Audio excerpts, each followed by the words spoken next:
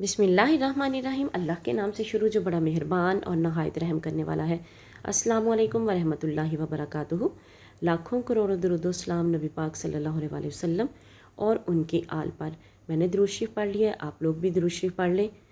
और आज के वजीफ़े की तरफ चलते हैं। और वजीफ़ा बताने से पहले आप लोगों से गुजारिश है कि अगर आप लोगों को वीडियो अच्छी लगे तो इसे सदका जारिया की नीयत से शेयर ज़रूर कीजिएगा। चैनल पर नए हैं तो चैनल को सब्सक्राइब करके जाइएगा।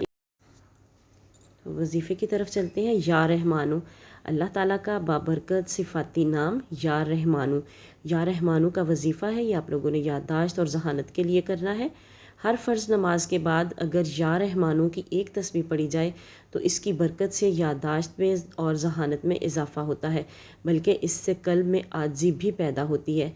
आप लोग अपने बच्चों के जो है उन्हें तलकीन करें कि वो हर नमाज के बाद इसको पढ़ें। कोई मुश्किल नहीं है कि बच्चा छोटा है तो पढ़ नहीं सकता, तो बच्चों को ज़रूर ये आप लोग बताएं ताकि बच्चों की याददाश्त अच्छी हो, उनकी पढ़ाई में उनका दिल लगे। मिलते हैं नेक्स्ट वीडियो में, तब तक के लिए अल्लाह हाफिज़।